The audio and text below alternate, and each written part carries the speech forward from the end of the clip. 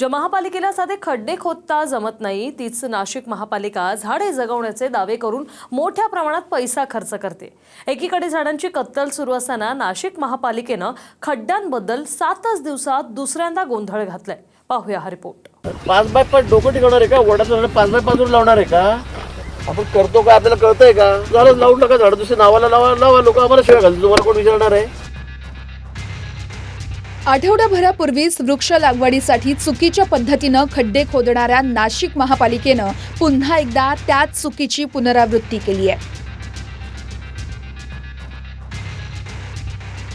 या आधीच्या खड्ड्यांवर नाराजी व्यक्त करणाऱ्या गिरीश महाजन यांनी आता पुन्हा स्पीकरवर फोन टाकत अधिकाऱ्यांना सुनावलंय। मात्र मंत्र्यांनी याआधीच समज देऊनही एकाच आठवड्यात एकच चूक 2 वेळा कशी काय होते या प्रश्नाचं उत्तर मिळत नाहीये। अरे पण तुम्हाला कळत नाही तर मी रोज सांगायला का खड्डे कसे करायचे, कुठे करायचे, किती 4-4 फुटावर तुम्ही कसे काय खड्डे घेताय?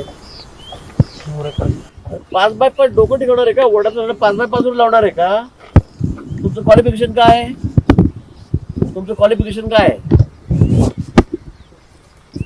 मग कॉम्प्युटर सायन्स म्हणून इथे काय झाडं लावायला कशासाठी आलं? इथे गार्डन बघायला कुठे ठेवलं तुम्हाला इथे? म्हणजे मला कळत नाही काय तुम्ही आखले तर 5x5 वर तुम्ही वडाचे पिंपळाचे झाडं लावताय का? मग काय लावताय इथे? झेंडूचे फुलं? अरे देशी लावले तरी लिंबाचं झाड 5x5 वर येणार आहे का? पिंपळाचं झाड 5x5 वर येणार आहे का? आपण करतो का? आपल्याला कळतंय का? काय म्हणजे मी नसतो आलो तर झालं लावून नका, झाड दुसरे नावाला लावा, लोक आम्हाला शिवाय घालतील, तुम्हाला कोण विचारणार आहे? एवढ्या झाडा मी 1300 किलोमीटर इथे आणतोय, त्याच्यासाठी आणतोय का की 5x5 फुटावर वडाचे झाड लावा, पिंपळाचे लावा, लिंबाचे लावा, चिंच लावा? 5x5 वर 15x15 झाड लावा। दरम्यान पर्यावरणवाद्यांच्या एकीनं तपोवनच्या जंगलात प्रदर्शन केंद्र उभे करण्याचे मनसुबे उधळून गेले आहेत। नाशिक महापालिकेनं माईस सेंटरची निविदा अखेर रद्द केली आहे। माहितीनुसार तपोवनच्या 35 एकर परिसरामध्ये प्रदर्शन केंद्रासाठी पालिकेनं टेंडर काढलं होतं। सार्वजनिक खासगी तत्वावरती 220 कोटींच्या यासाठी निविदा मागवल्या गेल्या। म्हणजे ऐतिहासिक महत्त्व असलेल्या तपोवनच्या जंगलात पक्के बांधकामाचे मनसुबे रचले जात होते। मात्र पर्यावरण प्रेमींच्या विरोधानंतर अखेर हे टेंडर मागे घेतलं गेलंय। नाशिक महापालिकेचा कारभार गेल्या 15 दिवसांपासून कोणत्या ना कोणत्या कारणांनी वादात आहे।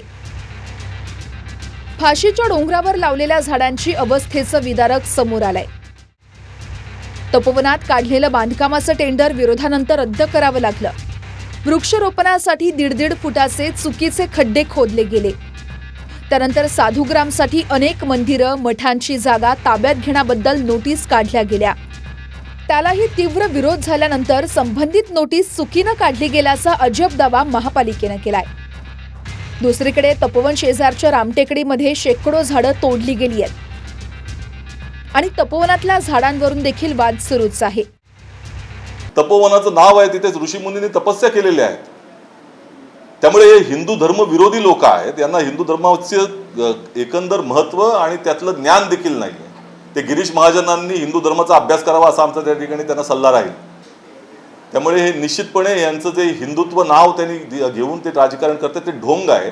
खऱ्या अर्थाने हिंदू धर्माला बदनाम करण्याचे यांचं कारस्थान कायम चालू आहे।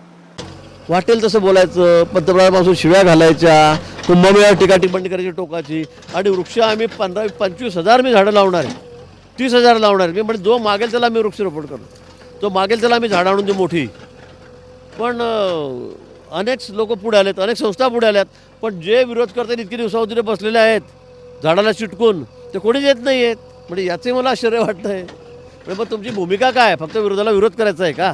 झाडं पाडल्यावर 1200 झाडांची कत्तल केल्यावर हे सगळं ठरवून चालतं। आरेच्या बाबतीत तेच झालं।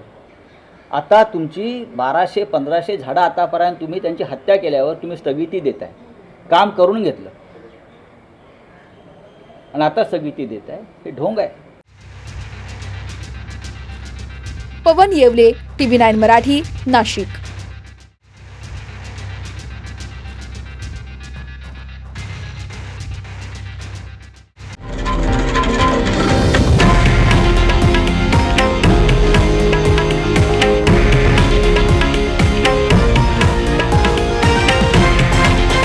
हे आहे देशातील नंबर 1 न्यूज नेटवर्क आणि आपण पाहत आहात TV9 मराठी, एकमेव.